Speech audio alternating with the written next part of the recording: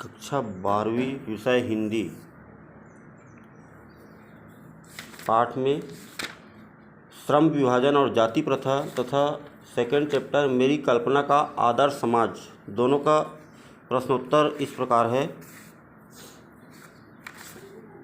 Question number 1, जाति प्रथा को श्रम विभाजन का ही एक रूप न मानने के पीछे अंबेडकर जी के क्या तर्क है। जाति प्रथा को श्रम विभाजन का रूप न मानने के पीछे निम्न तर्क उन्होंने दिया है। पहला, जाति प्रथा श्रम विभाजन के साथ साथ श्रमिक विभाजन भी कर देती है। जाति प्रथा श्रमिकों का अस्वाभाविक विभाजन ही नहीं करती बल्कि विभिन्न वर्गों को एक दूसरे की ओर अपेक्षा ऊंच नीच भी करार देती है। थर्ड, मनुष्य के प्रशिक्षण अथवा उसकी निजी क्षमता पर विचार किए बिना माता पिता के सामाजिक स्तर के अनुसार पहले से ही गर्भधारण के समय मनुष्य को पेशा निर्धारित कर दिया जाता है। चौथा, प्रतिकूल परिस्थितियों में पेशा बदलने की स्वतंत्रता नहीं होती। सेकंड क्वेश्चन, जाति प्रथा भारतीय समाज में बेरोजगारी व भूखमरी का भी एक कारण कैसे बनती रही? क्या यह स्थिति आज भी है? जाति प्रथा भारतीय समाज में बेरोजगारी व भूखमरी के कारण बनने के पीछे प्रमुख वजह है मनुष्य को रुचि व क्षमता के अनुसार पेशा चुनने की अनुमति नहीं देती। पैतृक पेशा में भले ही वह पारंगत ना हो, ऐसी प्रतिकूल परिस्थितियों में भी पेशा परिवर्तन की अनुमति नहीं देती। ऐसी स्थिति में काम करने वाले का न दिल लगता है न दिमाग। दुर्भावना से ग्रसित होकर विवशतावश काम चलाऊ काम करता है, जिसकी परिणति बेरोजगारी भूखमरी के रूप में आर्थिक स्थिति को प्रभावित करती है। थर्ड क्वेश्चन, लेखक के मत में दासता की व्यापक परिभाषा क्या है? अपना व्यवसाय चुनने की स्वतंत्रता न होने का अर्थ उसे दासता में जकड़ कर रखना है।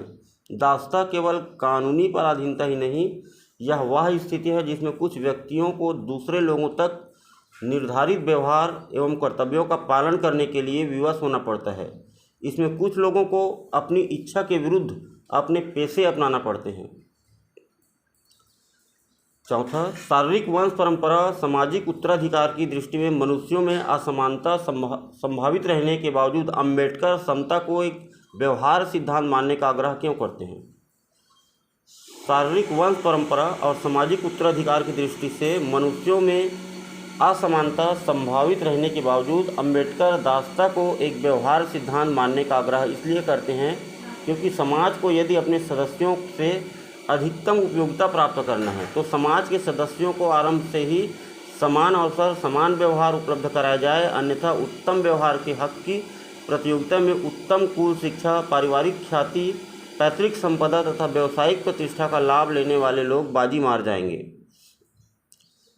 सही में डॉक्टर अंबेडकर ने भावनात्मक समत्व की मानवीय दृष्टि के तहत जातिवाद का उन्मूलन चाहा है, जिसकी प्रतिष्ठा के लिए भौतिक स्थितियों और जीवन सुविधाओं का तर्क दिया है। क्या इनसे आप सहमत हैं? सही में डॉक्टर अंबेडकर ने भावनात्मक समत्व की मानवीय दृष्टि के तहत जातिवाद का उन्मूलन बाह किया है, जिसकी प्रतिष्ठा के लिए भौतिक स्थितियों और जीवन सुविधाओं का तर्क दिया है। इससे मैं पूर्णतः सहमत हूँ, क्योंकि किसी भी क्षेत्र में व्यक्तियों की क्षमता के मूल्यांकन का मापदंड समान होने से ही मूल्यांकन सही हो सकता है। यह तभी संभव है जब सभी लोग को जाति भेद से रहित होकर समान जीवन सुविधाएं, भौतिक स्थितियां उपलब्ध कराई जाए, सभी को क्षमता प्रदर्शन का समान अवसर, प्रशिक्षण का समान अवसर प्रदान किया जाए। छठवां क्वेश्चन, आदर्श समाज के 3 तत्वों में से एक भ्रातृता को रखकर लेखक ने अपने आदर्श समाज में स्त्रियों को भी सम्मिलित किया है अथवा नहीं? आप इस भ्रातृता शब्द से कहाँ तक सहमत है? यदि नहीं तो आप क्या शब्द उचित चाहेंगे?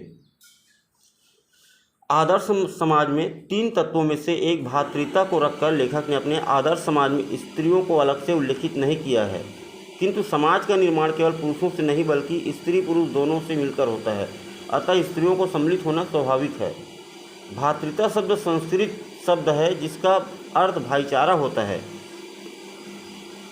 इसके लिए प्रचलित शब्द भाईचारा उपयुक्त है।